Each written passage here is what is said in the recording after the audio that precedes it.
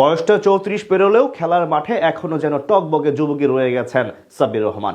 যেখানে শামীম সাইফুদ্দিনরা নেমেছেন একের পর এক ক্যাচ মিসের মহড়ায়, সেখানে নিজের অসাধারণ ক্যাচিং টেকনিকে ধারাভাষ্যকার থেকেও প্রশংসা কুড়াচ্ছেন সাব্বির। এমনকি নিখুঁত টেকনিকে কঠিন ক্যাচকেও বানিয়ে নিচ্ছেন একেবারে সহজ। দলের জুনিয়র ক্রিকেটাররা যেখানে ক্যাচ মিসের লজ্জায় ডুবিয়েছে ঢাকাকে, সেখানে সাব্বিরের ক্যাচিং টেকনিক নিয়েই বাকিটা শুনবো রিপোর্টে। ক্যাচিং টেকনিকে বাংলা ক্রিকেটে সাব্বির রহমানের ধারে কাছেও কেউ নেই। ব্যাপারটা কেউ কেউ মানতে না চাইলেও সিলেটের বিপক্ষে ঢাকার ম্যাচের পর এটা মানতে বাধ্য সকলেই। যেখানে ক্যাচ মিসের মহড়া দিয়েছেন মোহাম্মদ সাইফুদ্দিন, শামীম হোসেন পাটোয়ারির মতো ফিল্ডাররা, সেখানে কঠিন ক্যাচকেও একেবারে সহজ বানিয়ে ফেলেছেন সাব্বির রহমান। বয়সটা 34 পেরিয়ে গেলেও মাঠের মধ্যে এখনও সেই চিরচেনা সাব্বির দেখালেন ক্যাচ তালুবন্দি করতে তার জুড়ি মেলা ভার। বছরের প্রথম দিন সিলেটের বিপক্ষে ম্যাচে সাব্বিরের বদৌলতে পাওয়ার প্লেতে দারুণ শুরু পায় ঢাকা ক্যাপিটালস। তাসকিনের বলে রনি তালুকদারের ক্যাচটা যেভাবে নিয়েছেন সাব্বির, তাতে রীতিমতো মন্ত্রমুগ্ধ হয়েছে খোদ ধারাভাষ্যকাররাও। যেই টেকনিক দেখিয়ে সাব্বির ক্যাচটা ধরেছেন তা প্রশংসিত হয়েছে সর্বত্রই। সেই সাথে কঠিন ক্যাচটা অনেক সহজ বানিয়ে ফেলেছেন ঢাকার এই তারকা ক্রিকেটার। অভিষেকের পর থেকে নিজের ফিল্ডিং নিয়ে আলোচনায় ছিলেন সাব্বির। সে সময় টাইগার দলের ফিল্ডিং এর সম্মুখ সারির নেতা ছিলেন এই সাব্বির নাসির রাই। তবে এখন বয়স বেড়েছে, আন্তর্জাতিক ক্রিকেট থেকে দূরে আছেন বেশ অনেকটা বছর, কিন্তু ফিল্ডিং এর নিবেদন এক চুলো কমেনি। কথায় আছে, form is temporary but class is permanent.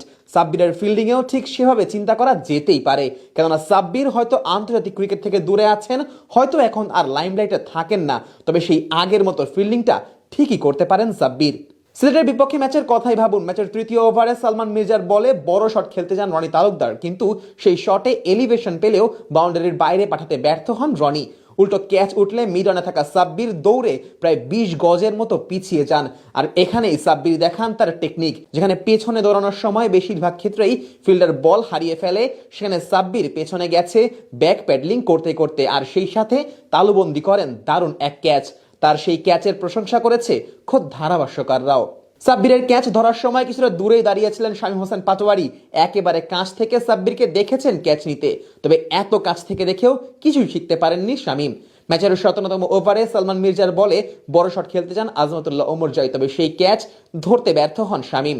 Mid of থেকে কিছুটা পিছিয়ে গিয়ে শামীম বল তালুবন্দি করার টেকনিকটাই যেন ভুলে যান। কিভাবে ক্যাচটা ধরবেন শেষ মুহূর্ত পর্যন্তই যেন জানতেন না শামীম।